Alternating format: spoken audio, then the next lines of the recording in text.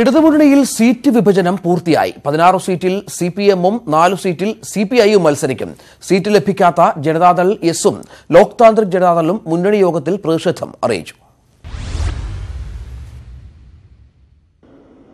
മുന്നണി സംസ്ഥാനത്തെ 20 നിയോജകമണ്ഡലങ്ങളിൽ 16 നിയോജകമണ്ഡലത്തിൽ സിപിഐഎം സ്ഥാനാർത്ഥികളും 4 മണ്ഡലങ്ങളിൽ സിപിഐ സ്ഥാനാർത്ഥികളുമാണ് മത്സരിക്കുന്നത്.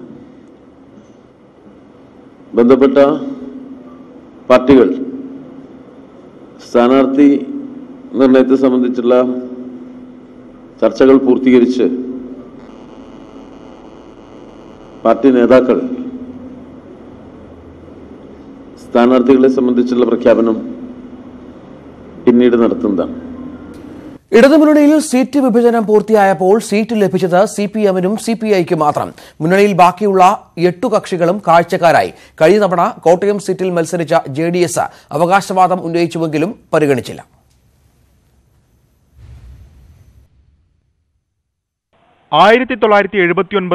ഇടതുപക്ഷ ജനാധിപത്യ മുന്നണി പിറവിയെടുക്കുന്നത്. 40 വർഷത്തെ ചരിത്രത്തിനിടയിൽ ഇതാദ്യമായാണ് മുന്നണിയിലെ വല്യേട്ടന്മാരായ സിപിഎമ്മും സിപിഐയും മാത്രം ലോക്സഭയിലേക്ക് മത്സരിക്കുന്നത്. 1980 തെരഞ്ഞെടുപ്പിൽ കോൺഗ്രസ് യുവും കേരള കോൺഗ്രസും RSPയും മുന്നണിയുടെ ഭാഗമായി മത്സരിച്ച് വിജയിച്ചു. 1991 LDFന്റെ ഭാഗമായ കേരള കോൺഗ്രസ് ജോസഫ് ഗ്രൂപ്പ് മുന്നണി വിടുന്നതിന് തൊട്ടുമുൻപ് നടന്ന 2009 ലോക്സഭാ തെരഞ്ഞെടുപ്പ് വരെ ഇടുക്കി സീറ്റിൽ നിന്ന് ജനവിധി തേടി. 91 മുതൽ കോഴിക്കോട് മണ്ഡലത്തിൽ മത്സരിച്ചിരുന്ന ജനതാദളിന് 2004 വരെ സീറ്റ് നൽകി. 2009 സീറ്റ് നിശ്ചയിച്ചതിനെ തുടർന്ന് കോഴിക്കോടിനെ പ്രതിനിധീകരിച്ചിരുന്ന MP വീരേന്ദ്രകുമാറിന്റെ നേതൃത്വത്തിൽ ഒരു വിഭാഗം പാർട്ടി വിട്ടു. 2014 RSPയിലൂടെ ചരിത്രം ആവർത്തിച്ചു. കൊല്ലം സീറ്റ് നിശ്ചയിച്ചതിനെ തുടർന്ന് RSPയും മുന്നണി വിട്ടു. കാലങ്ങളായി മത്സരിച്ചു വന്നിരുന്ന സീറ്റ് 99 തെരഞ്ഞെടുപ്പിൽ CPM ഏറ്റെടുക്കുകയായിരുന്നു. 2009 വീരേന്ദ്രകുമാർ പോയപ്പോൾ അന്ന് LDFനൊപ്പം ഉറച്ചുനിന്ന മാത്യു ടി തോമസ് നേതൃത്വം നൽകിയിരുന്ന ജനതാദളിന് 2014 കോട്ടയം സീറ്റ് നൽകി. എന്നാൽ 2019 അവസാനത്തോടെ മുന്നണിയിൽ കക്ഷികൾ കൂടി. INL, ലോക് താന്ത്രിക് ജനതാദൾ, ജനാധിപത്യ കേരള കോൺഗ്രസ് B എന്നീ 4 പാർട്ടികളാണ് പുതുതായി എത്തിയത്. ഇതോടെ LDFിലെ പാർട്ടികളുടെ എണ്ണം 10 ആയി. പക്ഷേ പാർട്ടികളുടെ എണ്ണം കൂടിയെങ്കിലും ലോക്സഭാ തെരഞ്ഞെടുപ്പ് എത്തിയപ്പോൾ മുന്നണിയിലെ പ്രബലന്മാരായ 2 കക്ഷികൾ മാത്രം മത്സരിക്കുകയും ബാക്കിയുള്ളവർ കാഴ്ചക്കാരായി മാറുന്ന സ്ഥിതിയിലേക്ക് കാര്യങ്ങൾ മാറി. സീറ്റ് വേണമെന്ന് എല്ലാവർക്കും ആഗ്രഹമുണ്ടെന്നും എന്നാൽ ഘടകകക്ഷികൾ സംതൃപ്തരാണെന്നും LDF കൺവീനർ A. വിജയരാഘവൻ വളരെ സംതൃപ്തിയോടുകൂടിയാണ് എല്ലാവരും കൂടി ഒന്നിച്ചിരുന്ന് നല്ല നിലയിൽ ചർച്ച ചെയ്ത് ഏകണ്ഠമായിട്ട് തന്നെയാണ് ആ തീരുമാനം എടുത്തിട്ടുള്ളത്. സീറ്റ് നൽകാത്തതിൽ പ്രതിഷേധം അറിയിച്ചെന്നായിരുന്നു മന്ത്രിയും JDS നേതാവുമായ K. കൃഷ്ണൻകുട്ടിയുടെ പ്രതികരണം.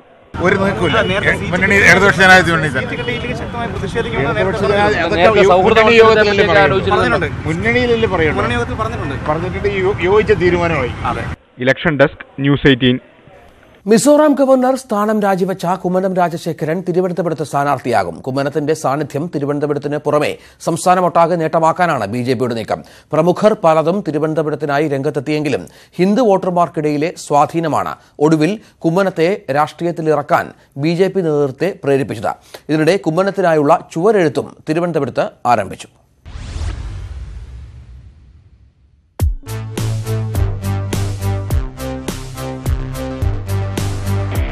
ഒടുവിൽ പ്രതീക്ഷിച്ച ആ രാഷ്ട്രീയ നീക്കം BJP നടപ്പിലാക്കി. ഗവർണർ സ്ഥാനം രാജിവെച്ചതിന് പിന്നാലെ കുമ്മനത്തിനായി തിരുവനന്തപുരത്ത് ചുവരെഴുത്തും ആരംഭിച്ചു. തിരുവനന്തപുരത്ത് സ്ഥാനാർത്ഥിയാകുന്നതിനൊപ്പം BJPയുടെ സംസ്ഥാനത്തെ തെരഞ്ഞെടുപ്പ് പ്രചാരണത്തിന്റെ മുൻനിരയിൽ ഇനി കുമ്മനമുണ്ടാകും. കുമ്മനം കേരള രാഷ്ട്രീയത്തിലേക്ക്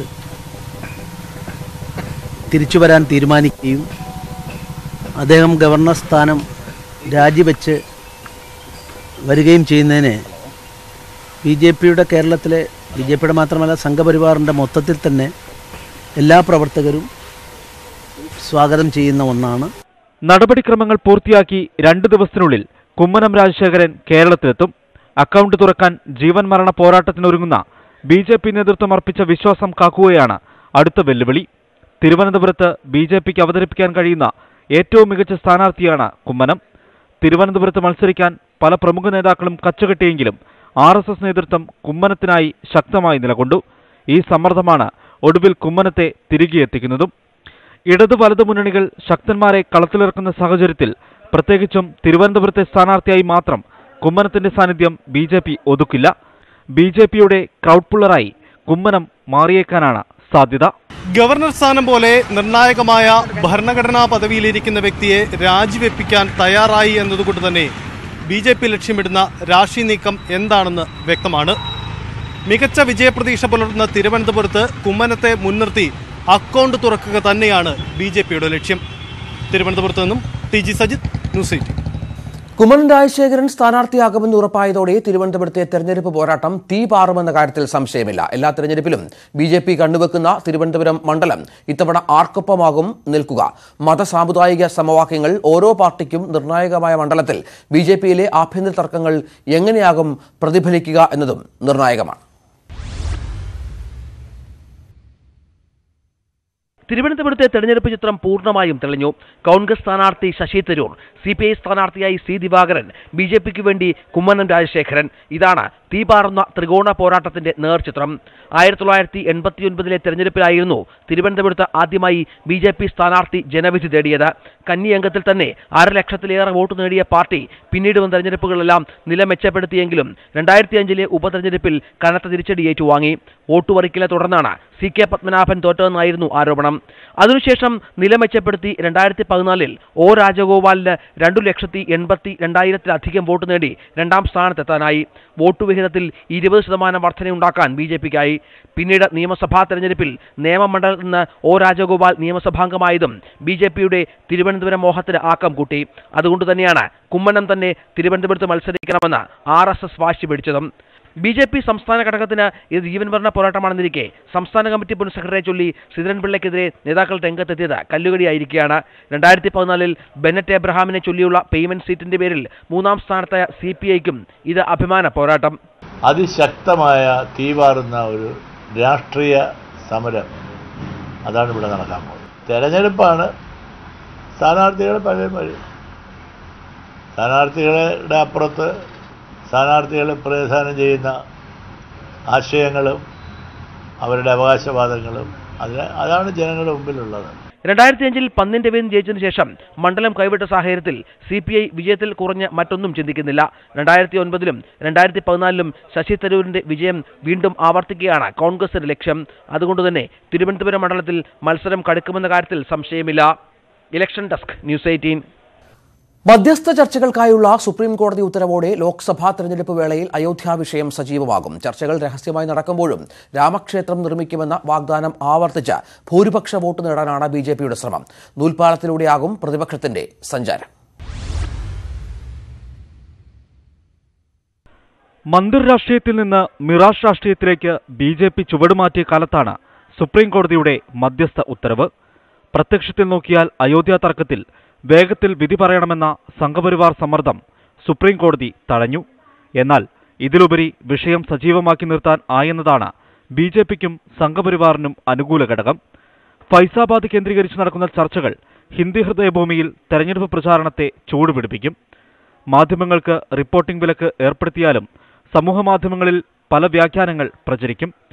രാമക്ഷേത്രം നിർമ്മിക്കുമെന്ന തീപ്പൊരി നേതാക്കളെക്കൊണ്ട് BJP ആവർത്തിക്കാനാണ് സാധ്യത. ഹിന്ദുത്വ അജണ്ടയിൽ ഊന്നി ഭൂരിപക്ഷ വോട്ടുകൾ ഉറപ്പാക്കുക ലക്ഷ്യം. ചർച്ചകൾ പരാജയപ്പെട്ടാൽ മുസ്ലിം കക്ഷികളെയും പ്രതിപക്ഷത്തെയും കുറ്റപ്പെടുത്താനാകും ശ്രമം. അതേസമയം ഇരുതല മൂർച്ചയുള്ള വാൾ ആയതിനാൽ നൂൽപ്പാലത്തിലൂടെയാകും പ്രതിപക്ഷ സഞ്ചാരം.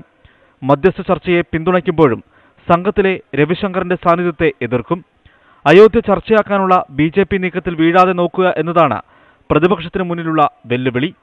ഗുജറാത്ത് നിയമസഭാ തെരഞ്ഞെടുപ്പിനിടെ കേസ് മാറ്റിവെക്കണമെന്ന് കപിൽ സിബൽ ആവശ്യപ്പെട്ടത് കോൺഗ്രസിന് വലിയ തിരിച്ചടിയായിരുന്നു. ന്യൂസ് 18, ഡൽഹി. പ്രധാനമന്ത്രി പദം ലക്ഷ്യം വെച്ച് മുലായം സിംഗ് യാദവും തെരഞ്ഞെടുപ്പ് ഗോദയിലേക്ക്. മെയിൻപുരി ലോക്സഭാ മണ്ഡലത്തിൽ നിന്ന് മത്സരിക്കാനാണ് തീരുമാനം. എന്നാൽ മുലായത്തിന്റെ സഹോദരൻ ശിവപാൽ യാദവ് മെയിൻപുരിയിൽ നിന്ന് മത്സരിച്ചേക്കുമെന്ന അഭ്യൂഹങ്ങളും ശക്തമാണ്. നിലവിൽ അസംഗഡിനെ പ്രതിനിധീകരിക്കുന്ന മുലായം സിംഗ് യാദവ് സമാജ്വാദി പാർട്ടിയുടെ ശക്തി കേന്ദ്രമായ മെയിൻപൂരി മണ്ഡലത്തിൽ നിന്നാണ് ജനവിധിക്കൊരുങ്ങുന്നത്. കഴിഞ്ഞ തെരഞ്ഞെടുപ്പിൽ അസംഗഡിലും മെയിൻപൂരിയിലും വിജയിച്ച മുലായത്തിന് ഇത്തവണ എതിരാളിയായി എത്തുന്നത് സഹോദരനായ ശിവപാൽ യാദവ് ആണോ എന്ന ചോദ്യമാണ് ഇപ്പോൾ ഉയരുന്നത്. 96 മുതൽ യാദവ സ്ഥാനാർത്ഥികൾ മാത്രം വിജയിക്കുന്ന മണ്ഡലത്തിൽ ശിവപാൽ യാദവ് സ്ഥാനാർത്ഥിയായാൽ ജനവിധി നിർണായകമാകും. മുൻ തെരഞ്ഞെടുപ്പുകളിൽ നിന്ന് വ്യത്യസ്തമായി അഖിലേഷ് യാദവുമായുള്ള അഭിപ്രായ വ്യത്യാസത്തിനിടെയാണ് മുലായം സ്ഥാനാർത്ഥിയാകുന്നതെന്നതും ശ്രദ്ധേയമാണ്. ഉത്തർപ്രദേശിലെ BSP SP സഖ്യത്തെയും സീറ്റ് വിഭജനത്തെയും മുലായം പരസ്യമായി വിമർശിച്ചും നേതാക്കൾക്കിടയിൽ ആശയക്കുഴപ്പമുണ്ടാക്കിയിരുന്നു. പാർലമെന്റ് സമ്മേളനത്തിന്റെ അവസാന ദിവസം നരേന്ദ്രമോദി വീണ്ടും അധികാരത്തിലെത്തട്ടെ എന്ന് ആശംസിച്ചതും പാർട്ടിക്കുള്ളിൽ ചർച്ചയായി. അഖിലേഷ് യാദവുമായുള്ള രാഷ്ട്രീയ ഭിന്നതകളെ തുടർന്ന് ചിറ്റപ്പൻ ശിവലാൽ യാദവ് പാർട്ടി വിട്ടതിന് ശേഷം സജീവ രാഷ്ട്രീയത്തിൽ നിന്ന് അകന്നുനിന്ന മുലായം ഒരിക്കൽ കൂടി തെരഞ്ഞെടുപ്പ് ഗോതയിലിറങ്ങുകയാണ്. വിശാല പ്രതിപക്ഷ സഖ്യധാരണകൾ യാഥാർത്ഥ്യമായാൽ പ്രധാനമന്ത്രി മോഹം മുന്നോട്ട് വെക്കണമെന്ന ലക്ഷ്യത്തോടെ. Election desk news 18. വടകരയിൽ KK രമ UDF സ്ഥാനാർത്ഥിയാവില്ലെന്ന് KPCC അധ്യക്ഷൻ മുല്ലപ്പള്ളി രാമചന്ദ്രൻ. സിറ്റിംഗ് സീറ്റ് വെച്ച് പരീക്ഷണങ്ങൾ നടത്താനാവില്ല. ജയരാജനോട് മത്സരിക്കാൻ താൽപര്യമുണ്ടെങ്കിലും ഇത്തവണ മത്സരിക്കാനില്ലെന്നും മുല്ലപ്പള്ളി പറഞ്ഞു. വടകരയിൽ P. ജയരാജനെതിരെ പൊതുസ്വതന്ത്രയായി RMP നേതാവ് KK രമ എത്തുമെന്ന അഭ്യൂഹങ്ങളെ പാടെ തള്ളുകയാണ് KPCC അധ്യക്ഷൻ. സിറ്റിംഗ് സീറ്റ് വിട്ടുകൊടുത്തുള്ള ഒരു ധാരണയ്ക്കും കോൺഗ്രസ് ഒരുക്കമല്ല. ഞങ്ങളുടെ ഒരു സീറ്റ് വിട്ടുകൊടുക്കാൻ സാധിക്കില്ല ലീഗിനോട് പറഞ്ഞിരിക്കുന്നു. ഒരു സീറ്റ് വിട്ടുകൊടുക്കാൻ സാധിക്കില്ല എന്ന് കേരള കോൺഗ്രസിനോട് പറഞ്ഞിരുന്നു. പിന്നെ എങ്ങനെയാണ് പൊതുസ്ഥാനാർത്ഥിയെക്കുറിച്ച് നമുക്ക് ചിന്തിക്കാൻ സാധിക്കുക? കാരണം ഒരു സീറ്റ് പോലും ഞങ്ങൾക്ക് ഇപ്പം വിട്ടുകൊടുക്കാനില്ല. അപ്പോൾ പൊതുസ്ഥാനാർത്ഥിയുടെ പ്രശ്നം അവിടെ ഉത്ഭവിക്കുന്നില്ല. വടകര തിരിച്ചുപിടിക്കാൻ P. ജയരാജനെ തന്നെ CPM തെരഞ്ഞെടുത്തപ്പോൾ എതിരാളിയായി മുല്ലപ്പള്ളി എത്തുമെന്ന വാർത്തകളും അദ്ദേഹം തള്ളി. അല്ല, P. ജയരാജൻ എനിക്ക് മത്സരിക്കാൻ നല്ലൊരു സ്ഥാനാർത്ഥിയായിരുന്നു. അദ്ദേഹമായിട്ട് എന്തെങ്കിലും എനിക്ക് നേരിടാൻ അവസരം ഉണ്ടാകട്ടെ എന്ന് ഞാൻ പ്രാർത്ഥിക്കുന്നു. അതെ, ഇത്തവണ ഞാനില്ല. പക്ഷേ സത്യത്തിൽ P. ജയരാജൻ നേരിട്ടുള്ള മത്സരം ഞാനായിരിക്കും അദ്ദേഹത്തിനായിട്ട് നിൽക്കുന്ന സ്ഥാനാർത്ഥി ഇത്തവണ. ഔദ്യോഗികമായിട്ട് ഞാൻ സ്ഥാനാർത്ഥി അല്ലെങ്കിൽ പോലും. വടകരയിൽ RMP അടക്കമുള്ള ജനാധിപത്യ പാർട്ടികളുടെ പിന്തുണ കോൺഗ്രസ് പ്രതീക്ഷിക്കുന്നുണ്ടെന്നും മുല്ലപ്പള്ളി പറഞ്ഞു. 2009 പിടിച്ചെടുത്ത മണ്ഡലം നിലനിർത്താൻ ഇത്തവണ ആരെന്ന കാര്യത്തിൽ UDFൽ അവ്യക്തത തുടരുകയാണ്. ന്യൂസ് 18 കോഴിക്കോട്. ഇടതുമുന്നണിയുടെ ഭാഗമായ MP വീരേന്ദ്രകുമാറിനെ പഴയകാലം ഓർമ്മപ്പെടുത്തുകയാണ് കോൺഗ്രസ് നേതാക്കൾ. പഞ്ചായത്ത് തെരഞ്ഞെടുപ്പിൽ സീറ്റ് കിട്ടാത്തതിന്റെ പേരിൽ UDF വിട്ട വീരേന്ദ്രകുമാറിന് ഇപ്പോൾ എല്ലിൻ കഷ്ണം പോലും കിട്ടിയില്ലെന്നാണ് പരിഹാസം. കാലുവാരിയ പഴയകാലത്തെക്കുറിച്ച് നല്ല ഓർമ്മയുണ്ടെന്നായിരുന്നു വീരേന്ദ്രകുമാറിന്റെ തിരിച്ചടി. ലോക്സഭാ തെരഞ്ഞെടുപ്പിൽ സീറ്റ് ലഭിക്കാത്ത ലോക് താന്ത്രിക് ദളിന്റെ മുറിവിൽ ഉപ്പുപുരട്ടുന്നതായിരുന്നു രമേശ് ചെന്നിത്തലയുടെ വാക്കുകൾ. ഞങ്ങളുടെ കൂടെ നിന്ന് വിട്ടുപോയ വീരേന്ദ്രകുമാറിനെ ഓർത്ത് ഞാൻ സഹതപിക്കുകയാണ്. എന്തിനാണ് UDF വിട്ടുപോയത്? LDF ചെന്ന് ചേക്കേറിയിട്ട് എന്ത് കിട്ടി? പൂച്ചയുടെ പ്രസവം പോലാണ്. പൂച്ച പ്രസവിച്ചു കഴിഞ്ഞാൽ ആരോഗ്യത്തിന് വേണ്ടി 2 കുട്ടികളെ കൊന്നു തിന്നാറുണ്ട് എന്ന് പറഞ്ഞ പോലെയാണ് ഇപ്പോൾ ഇടതുമുന്നണിയുടെ സ്ഥിതി. കൂടെ ഉണ്ടായിരുന്ന 2 ജനതാ കക്ഷികളെ അവർ വിഴുങ്ങി. അപ്പോൾ പൂച്ച പ്രസവം പോലെയാണ്, പ്രസവത്തിന് ശേഷമുള്ള ആരോഗ്യരക്ഷ പോലെയാണ് ഇപ്പോൾ ഇടതുപക്ഷ മുന്നണിയുടെ സീറ്റ് വിഭജനം കഴിഞ്ഞപ്പോൾ ഉണ്ടായിരിക്കുന്ന സ്ഥിതി. ഒപ്പം നിന്ന് കാലുവാരിയവരാണ് കോൺഗ്രസുകാരെന്നായിരുന്നു വീരേന്ദ്രകുമാറിന്റെ പരിഹാസം. അത് തോറ്റത് 1000 വോട്ട് അവർ തോറ്റ സീറ്റ് അവരെനിക്ക് തന്നാൽ പിന്നെ 1.5 ലക്ഷത്തിന് തോൽക്കുന്നില്ലാതെ കണ്ട് വേറെ പ്രയാസങ്ങളൊന്നും ഉണ്ടായിട്ടില്ല. അത് ചെന്നിത്തലയോട് പറഞ്ഞത്, നിങ്ങൾ ഒരു പണിയെടുക്കരുത്, നിന്ന് തരിക മാത്രം, ബാക്കി അവരായിക്കോളൂ എന്നാണ്. അപ്പോൾ ഞാൻ നിന്ന് കൊടുത്തു, ബാക്കി പണിയൊക്കെ അവരെടുത്തു. മുന്നണി മാറിയ ശേഷം വീരേന്ദ്രകുമാർ നിലപാട് മാറ്റി പറയുന്നത് ശരിയല്ലെന്നായിരുന്നു KPCC അധ്യക്ഷന്റെ പ്രതികരണം. അദ്ദേഹം കഴിഞ്ഞ പാലക്കാട്ടെ തെരഞ്ഞെടുപ്പ് കഴിഞ്ഞ ഉടനെ ഒരു ഇന്റർവ്യൂഡ് ഉണ്ടായിരുന്നല്ലോ റിസൾട്ട് വരാൻ വേണ്ടി. അന്ന് അദ്ദേഹം നടത്തിയ പത്രസമ്മേളനത്തിന് ക്ലിപ്പിംഗ് നിങ്ങളുടെ കയ്യിലുണ്ടാവും. ആ ക്ലിപ്പിംഗ് നോക്കിക്കഴിയും. ഞാൻ കോൺഗ്രസിന്റെ കാഡേഴ്സിനോട് അഭിനന്ദിക്കുന്നു. അവർ എന്നെ വിജയിപ്പിക്കാൻ വേണ്ടി അരയും തലയും മുറുക്കി രംഗത്തിറങ്ങിയെന്ന് പറഞ്ഞുകൊണ്ടുള്ള ഒരു കാസറ്റ് ഉണ്ട്. Please see that. അദ്ദേഹം കോംപ്ലിമെന്റ് ചെയ്താണ് ജില്ലാ കോൺഗ്രസ് കമ്മിറ്റിയെ, ഞങ്ങളുടെ പാർട്ടിയുടെ കാഡേഴ്സിനൊക്കെ തന്നെ അദ്ദേഹം അഭിനന്ദിച്ചാണ്. അദ്ദേഹം വാക്കുമാറി പറയരുത് പ്ലീസ്. അത് ശരിയല്ല. പരാജയപ്പെട്ട് കഴിഞ്ഞാൽ അതിന്റെ കുറ്റം നമ്മൾ ആരോപിക്കുന്നത് ശരിയല്ലല്ലോ. കുത്തുവാക്കുകൾ വരുമ്പോഴും സീറ്റ് കിട്ടാത്തതിനെ ചോദ്യം ചെയ്യേണ്ടെന്ന നിലപാടിലാണ് വീരേന്ദ്രകുമാറും ലോക് താന്ത്രിക് ജനതാദളും. എന്നാൽ ഇക്കാര്യത്തിൽ പാർട്ടിക്കുള്ളിൽ അഭിപ്രായ ഭിന്നതയുമുണ്ട്. വരും ദിവസങ്ങളിൽ ചേരുന്ന പാർട്ടിയുടെ കമ്മിറ്റികളിൽ ഭിന്നത മറനീക്കി പുറത്തുവരാനാണ് സാധ്യത. സനോജ് സുരേന്ദ്രൻ, ന്യൂസ് 18 കോഴിക്കോട്.